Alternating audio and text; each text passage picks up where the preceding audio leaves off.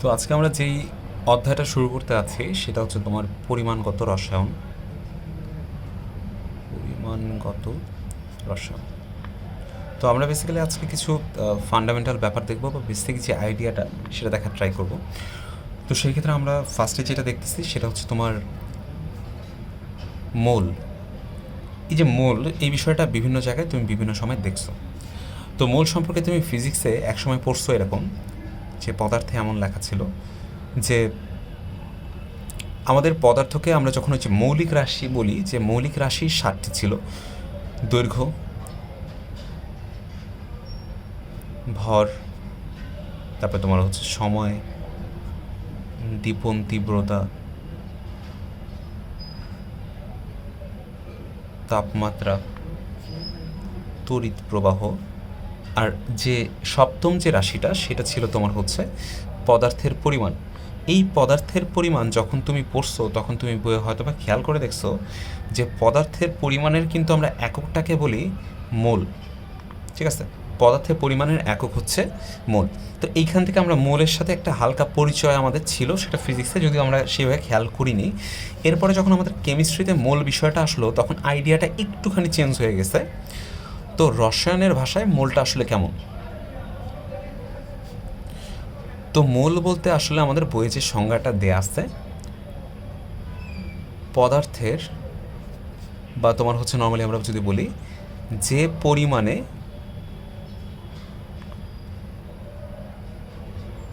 Avogadro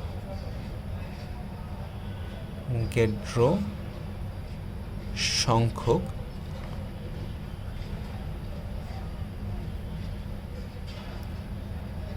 তো এটা হচ্ছে আমাদের অ্যাভোগাড্রো সংখ্যা। এই যে বললাম যেটা হচ্ছে অ্যাভোগাড্রো সংখ্যক। তো অ্যাভোগাড্রো সংখ্যক অণু। তো অণু মানে হচ্ছে কি, এটা তোমাকে আমি পরে যখন ক্লাস নেওয়া হবে তখন বেসিক্যালি দেখা দেওয়া হবে।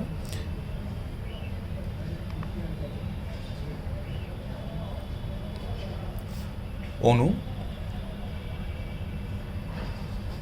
পরমাণু বা আয়ন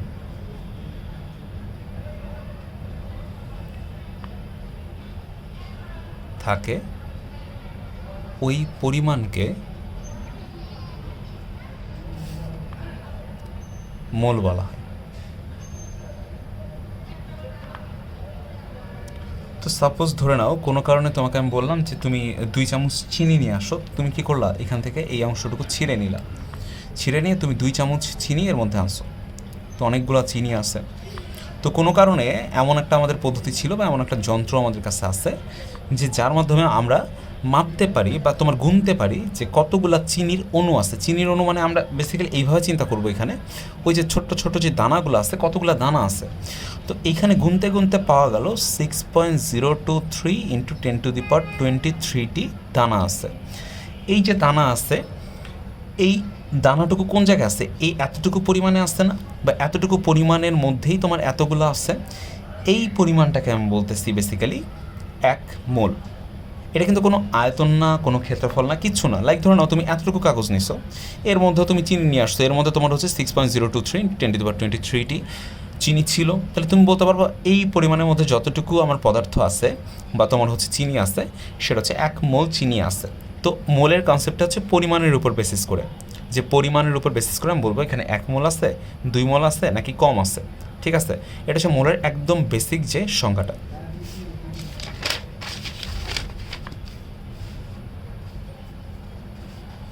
এখন ধরো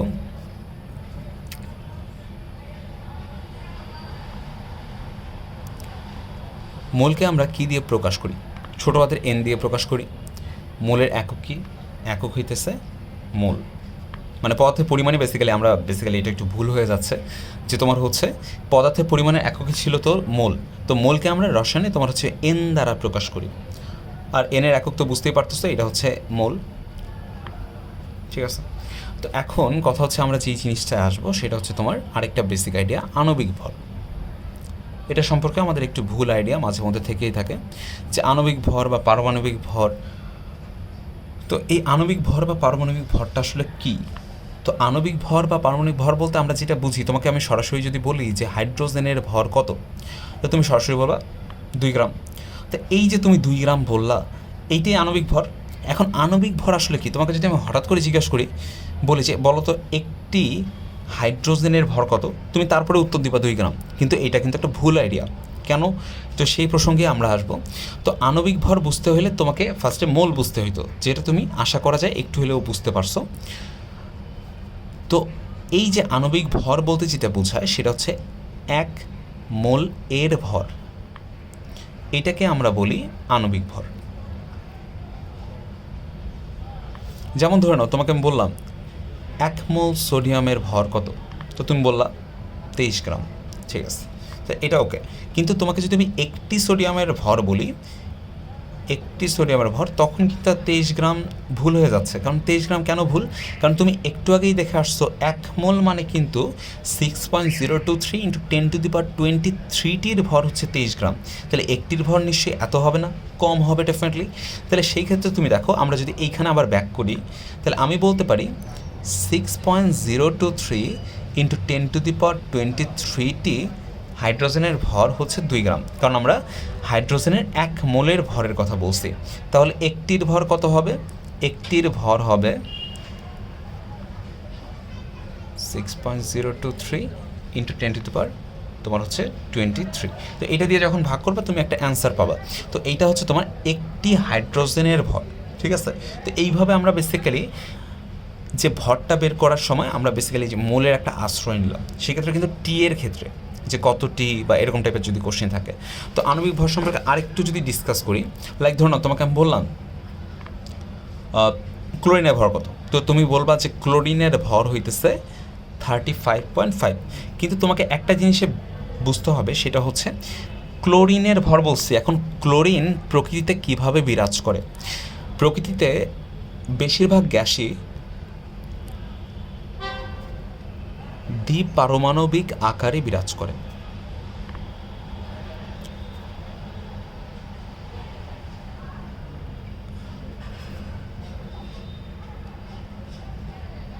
তো দ্বিপারমাণবিক আকারে বিরাজ করে মানে কি? তোমাকে যখন আমি হাইড্রোজেন বলছি তখন তো আমি এইটাও লিখতে পারতাম, তাই না? এটা লিখিনি, না লিখে কি লিখলাম? ঠিক সেমভাবে আমি যদি বলি অক্সিজেন, অক্সিজেন প্রকৃতিতে কেমনে বিরাজ করে? নিশ্চয়ই এইভাবে না, এইভাবে। নাইট্রোজেন, ক্লোরিন, ফ্লোরিন, এরা সবাই দ্বিপারমাণবিক আকারে বিরাজ করে। এখন কিছু কিছু গ্যাস আছে যারা তোমার দ্বিপারমাণবিক আকারে বিরাজ করে না, এরা এক পারমাণবিক আকারে বিরাজ করে। এরা কারা? এরা হচ্ছে হিলিয়াম, নিয়ন, আর্গন, জেনন, রেডন। তো এরা বেসিক্যালি তোমার হচ্ছে, আমরা এই তিনটা জানলেই হবে। তো এরা হচ্ছে তোমার বেসিক্যালি এক পারমাণবিক আকারে বিরাজ করে, ঠিক আছে। কেন বিরাজ করতেছে এটা আমরা ডিসক্রিপশন পরে পড়বো আর কি। আপাতত বিষয়টা জাস্ট বুঝে নিই যে গ্যাস বললেই তোমাকে যখন বলা হচ্ছে হাইড্রোজেন, তখন তুমি বুঝে ফেলবা এটার কথা বলছে। যখনই বলবে নাইট্রোজেন, বুঝে ফেলবা এটা। এখন যদি এইভাবে স্পেসিফিক্যালি বলে যে তোমার হচ্ছে নাইট্রোজেনের পারমাণবিক ভর বা নাইট্রোজেনের পরমাণুর ভর, তো সেই ক্ষেত্রে খেয়াল করে দেখো নাইট্রোজেনের পরমাণু মানে কি। আমি একটু আগে যখন তোমাকে পরমাণু আর অণুর যে ইয়াটা লিখে দিছিলাম, তখন একটা জিনিস লিখছি, দেখো যে পরমাণু মানে হচ্ছে হাইড্রোজেন, নাইট্রোজেন, সোডিয়াম। তার মানে একা যখন থাকে তখন সেটাকে আমরা পরমাণু বলতেছি, আর যখন একাধিক জিনিস একসঙ্গে থাকে তখন সেটাকে অণু বলতেছি। তাহলে সেই ক্ষেত্রে আমরা বলতে পারি যে নাইট্রোজেন বলতে আসলে আমাদের এখানে নাইট্রোজেনের যখন পারমাণবিক বলছে তখনই আমার মাথা থেকে এইটা উঠে যাবে যে নাইট্রোজেন মানে তো আমি এতক্ষণ কি জানছি এইটা, কিন্তু যখনই পারমাণবিক বলছে তখনই আমি বুঝে ফেলবো ও আচ্ছা এইটার কথা বলছে। তো এইটার ভর কত? 14। তো এটা কতটুকু অংশের ভর?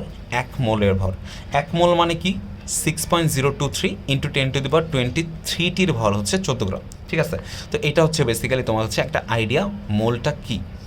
আচ্ছা, তুমি যদি এত দূর বুঝতে পারো, তোমার যে কাজটা ফার্স্টে থাকবে সেটা হচ্ছে এই জিনিসটা করা, যে তুমি তোমার পর্যায় সারণী আসতে বইয়ে কোনো এক সঙ্গে জায়গায় আসতে, হয়তো বা হাজারি স্যারের যদি বই থেকে থাকে তাহলে একদম কভারের মলাটি আছে।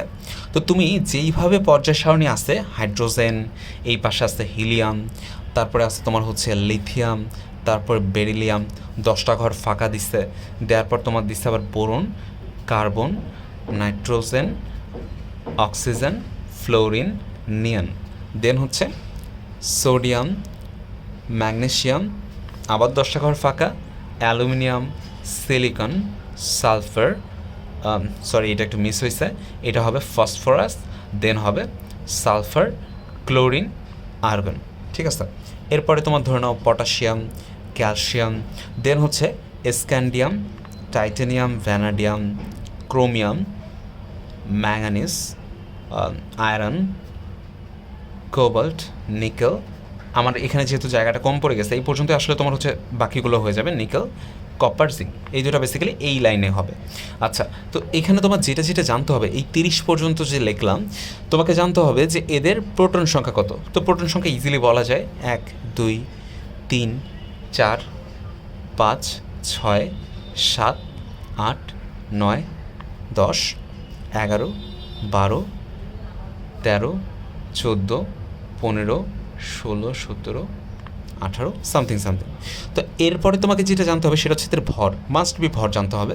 হাইড্রোজেনের ভর 1, হিলিয়ামের তোমার হচ্ছে 4, লিথিয়ামের দেয়া আছে 7, বেরিলিয়ামের 9, দেন হচ্ছে এটা 11 দেওয়া আছে, 12, 14, 16, এটা দেওয়া আছে 19, দেন এটা দেওয়া আছে তোমার 20, 23, 24, 27, 28, 31, এটা দেওয়া আছে 32। তো তুমি বেসিক্যালি কীভাবে লিখতেছো, একটু কর্নারে লিখতেছো, কিন্তু উপরের দিকে বাম কর্নারে এখানে লিখতেছো তোমার হচ্ছে ক্লোরিনে হচ্ছে 35.5, এটা হচ্ছে তোমার 40, বইয়ে মেবি 39.8 বা 9 দেওয়া আছে, এটা হচ্ছে 39.1, এটা 40। স্ক্যান্ডিয়ামেরটা লাগবে না, ভর ছাড়াও চলবে, টাইটানিয়াম লাগে না আমাদের, ভ্যানাডিয়ামও লাগে না, ক্রোমিয়ামটা লাগে, ক্রোমিয়াম 52, ম্যাঙ্গানিজ 54.94, আয়রনটা খুবই ইম্পর্ট্যান্ট 55.85, কোবাল্টেরটা সম্ভবত, এটা আমার মিস হইতে পারে, সম্ভবত বইয়ে 58.7 না মনে হয় সামথিং 9 বা সামথিং দেওয়া আছে, তো তুমি এটা একটু চেক করে নেবা, 93 মেবি দেওয়া আছে। আর নিকেলটা মনে হয় 58.7 দেওয়া আছে, কপারটা হচ্ছে 63.5 দেওয়া আছে, আর 65.4 দেওয়া আছে জিঙ্ক। ঠিক আছে, তো এই কটা জিনিস তোমাকে খুব ভালোভাবে মুখস্থ করতে হবে, এবং কীভাবে সেটা যেইভাবে লিখলাম আর কি, যেইভাবে পর্যায় সারণীতে আসতে তুমি ঠিক সেইভাবে তোমার হচ্ছে এটাকে মনে রাখার ট্রাই করবে, এতে আমাদের অনেক বেশি ইমপ্রুভমেন্ট আসবে। ঠিক আছে, তো এইটা যখন আমরা শিখে ফেললাম তখন আমরা যেটা যাচ্ছি এখন সেটা হচ্ছে এই যে মোল পড়লাম, মোলের সাথে একটা ভরের কানেকশান দেখব, এদের মধ্যে যে কানেকশানটা। তো আমরা এতক্ষণে একটা জিনিস বুঝছি যে তোমার হচ্ছে 23 গ্রাম সোডিয়ামে সোডিয়াম পরমাণু থাকে কয়টা, 6.023 × 10⁻23টি। কেন? কারণ সোডিয়ামের আণবিক ভর 23, এবং আণবিক ভর মানে বোঝায় যে 1 মোলের ভর, আর 1 মোল মানে কি 6.023 × 10⁻23টি। ঠিক আছে, তো আমি এভাবেও বলতে পারি 23 গ্রাম সোডিয়াম মানেই 1 মোল, তাই না? তাহলে আমরা এভাবে বলতে পারি না যে তোমার হচ্ছে 23 গ্রাম, এই যে তোমার আণবিক ভরটা বা পারমাণবিক ভরটা, এটাকে কিন্তু আমরা কেমিস্ট্রিতে বড় হাতের এম দিয়ে প্রকাশ করি। তো এম গ্রাম সোডিয়াম মানে কি 1 মোল না? ঠিক সেমভাবে আমি যদি বলি যে 1 গ্রাম সোডিয়াম মানে কি, তো তুমি সিম্পলিভাবে যেটা বলতেছো সেটা হচ্ছে 1/m। তো তোমাকে যদি এখন আমি জিজ্ঞেস করি W গ্রাম সোডিয়াম মানে কি, তখন তুমি কিন্তু বলবা W/m মোল। এটা কিন্তু ঐকিক নিয়ম। ঠিক আছে, তো তুমি এটা ক্লাস 5 থেকে হয়তো বা দেখে আসছো। যদি ঐকিক নিয়মে কোনো ধরনের ঝামেলা থাকে, কোনো ধরনের সংশয়ের কিছু নেই, বলবা। আচ্ছা, তো এটা হচ্ছে W/m আসলো, তার মানে W গ্রাম সোডিয়ামে এত মোল হয়। তাহলে আমি সরাসরি যেই ইকুয়েশনটা পাচ্ছি এখান থেকে, মোল ইকুয়াল টু W/m। ঠিক আছে, তো এমটা কি আণবিক ভর, আর ডাব্লিউটা কি যেই ভর দেয়া থাকে। এম সবসময় জানবো, সবসময় জানা থাকবে কিভাবে, ওই যে পর্যায় সারণী যেটা দেখলাম, আর ডাব্লিউ সবসময় দেয়া থাকবে।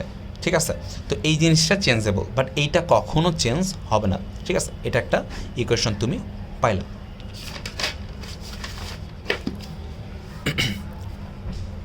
তো সেকেন্ডলি যেটা আমরা যাব সেটা হচ্ছে যে পরিমাণ, বা তোমার হচ্ছে আমরা বলতে পারি পরিমাণ বলতে গেলে আমরা এখানে টি বোঝাচ্ছি, যে আমরা কি বলতে চাচ্ছি যে তোমার 6.023 × 10⁻23 এটাতে কয় মোল হয়? 1 মোল হয় না?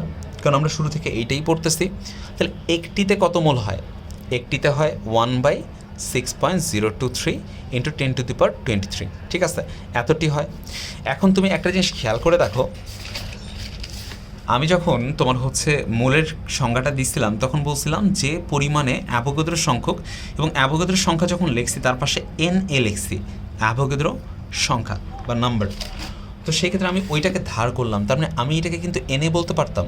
তাহলে আমি বলতে পারতাম যে NA পরিমাণে 1 মোল হয়, একটিতে হয় 1/NA মোল, অতএব NT মানে যে কোনো একটা পরিমাণ লাইক 2টি বা 1000টি বা 6.023 ইন্টু 10⁻22টি এরকম টাইপের যদি বলে, তাহলে আমি N/NA পাচ্ছি না আবার ওই ইউনিটারি মেথড দিয়ে। তাহলে সেই ক্ষেত্রে তুমি যেটা পাচ্ছ এইটা এত মোল, তার মানে এনটা যদি থাকে তাহলে এত মোল হবে। এখান থেকে আমরা আরেকটা ইকুয়েশন পেলাম,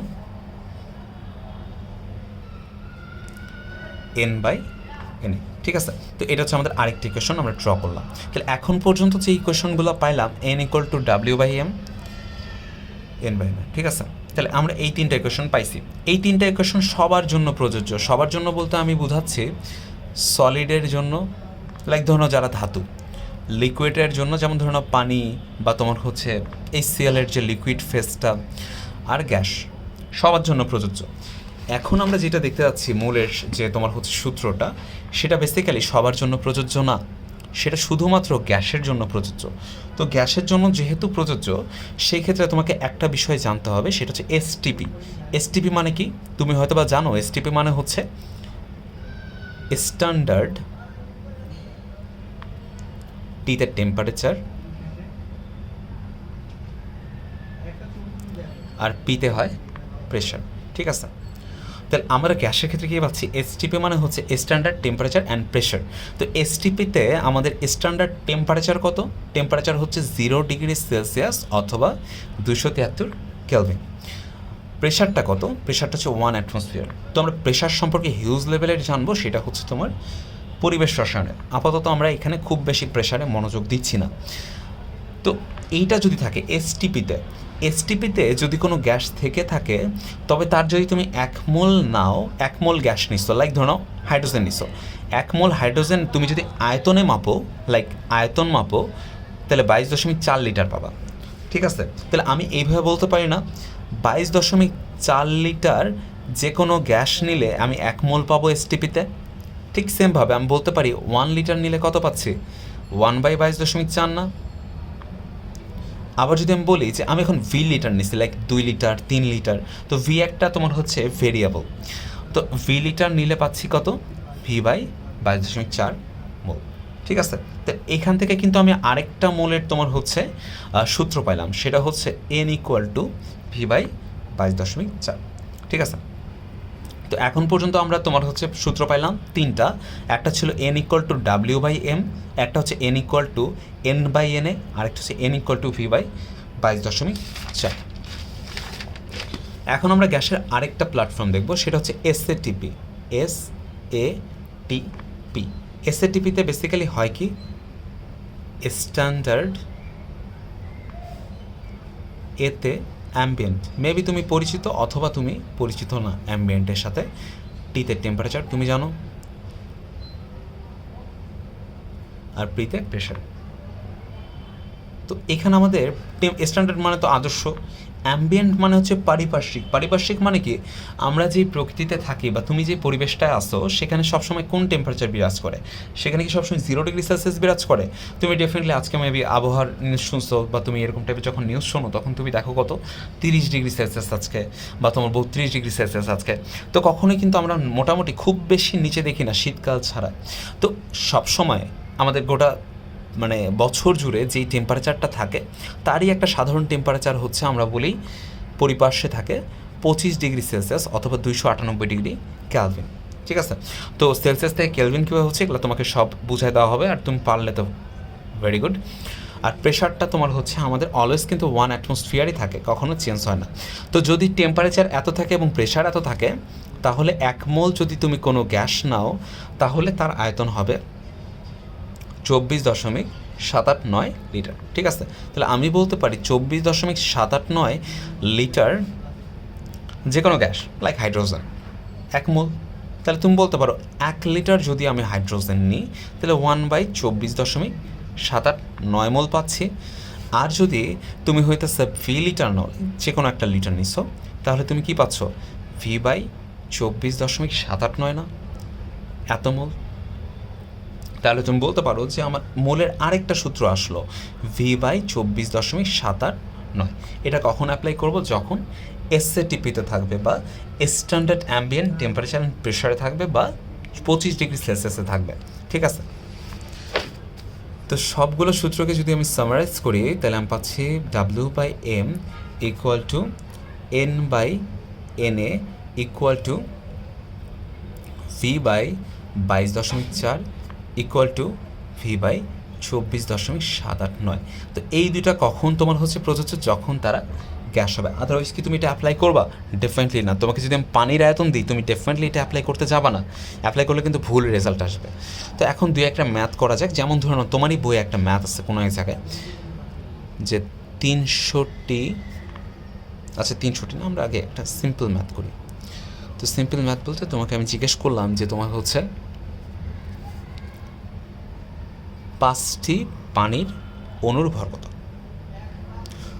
তো তুমি যদি এতক্ষণে আমার লেকচারটাকে খুব ভালোভাবে ফলো করো তাহলে তুমি একটা জিনিস বুঝছো যে তুমি একটা জিনিস জানো, পানির আণবিক ভর জানো। হাইড্রোজেনের ভর হচ্ছে 1, 2টা আসতে মানে 2, আর অক্সিজেনের ভর হচ্ছে 16। তাহলে 16 আর 2 হইতেছে তোমার 18। তাহলে তুমি বলতে পারো যে 1 মোলের ভর হচ্ছে 18 গ্রাম। বুঝছি। তাহলে আমি এটাকে কিন্তু এম বলতে পারি। আমি বললাম যে তোমার হচ্ছে 1 মোলের ভরকে আমরা আণবিক ভর বা এম দিয়ে প্রকাশ করি।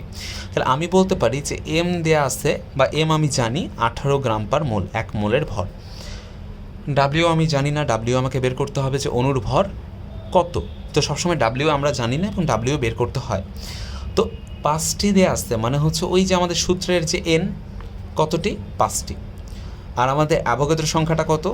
6.023 × 10⁻23। তো তোমার কাজ হবে ফার্স্টে নোট করা, নোট করার পরে তুমি জাস্ট সূত্র অ্যাপ্লাই করলা। তো তুমি দেখলা যে আমাদের সূত্র আছে W/M ইকুয়াল টু N/NA। তো তুমি কি জানো না? ডাব্লিউ জানো না। তো তুমি এখানে এন জানো, এনএ জানো, এমও জানো। তো তুমি ইজিলি ডাব্লিউ বের করতে পারবা। তো এরকম টাইপের কোনো একটা ম্যাথ দিতে পারে।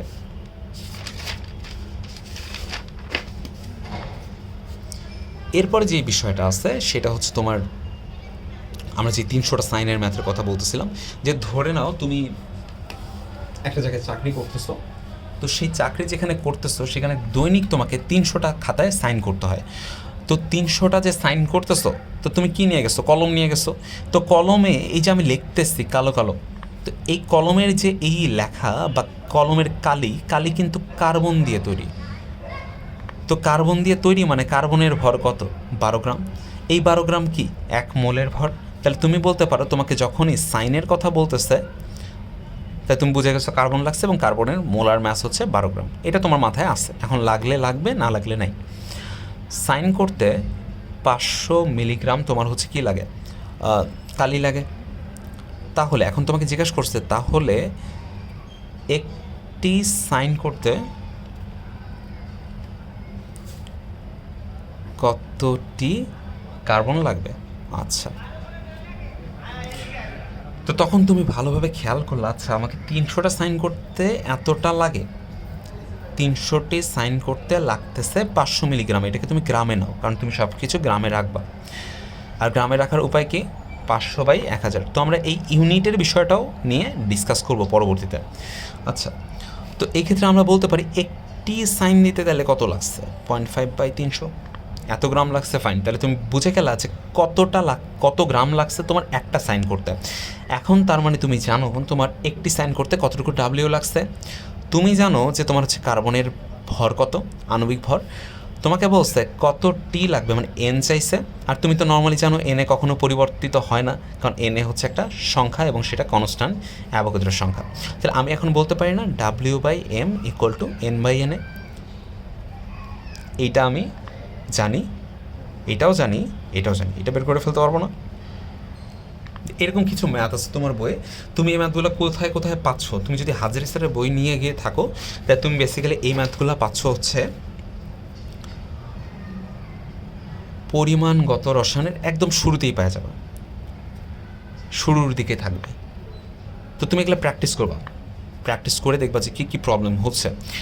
এবং আরেকটা জায়গায় তুমি পাবা সেটা হচ্ছে পরিবেশগত যে রসায়ন বা পরিবেশ রসায়ন যে চ্যাপ্টারটা আছে, তো সেই চ্যাপ্টারের সম্ভবত তোমার হচ্ছে 30-40 পেজের কোনো আশেপাশে, তো তুমি পেজগুলো উল্টায় দেখবা যে তোমার একদম সাইন টাইনের এইসব ম্যাথ আছে, বা 35 to 40 মেবি এই পেজের আশেপাশে কোনো এক জায়গায় এই ম্যাথগুলো দেওয়া আসছে। তো তুমি ফার্স্টে এগুলা করো এবং দেখো যে লেকচার আসলে বুঝতে পারতেছো কিনা, কারণ আমি অনলাইনে একদমই প্রিফার করি না, তারপরেও চেষ্টা করে দেখো, বুঝতে না পারলে বলবা, যদি ফাস্ট হয়ে যায় সেটাও বলবা, আর কোন কোন জায়গায় বুঝতে পারো নাই সেটা একটু আমাকে জানাই দিলে আমি সেই টপিকগুলো নিয়ে আরেকবার কথা বলবো।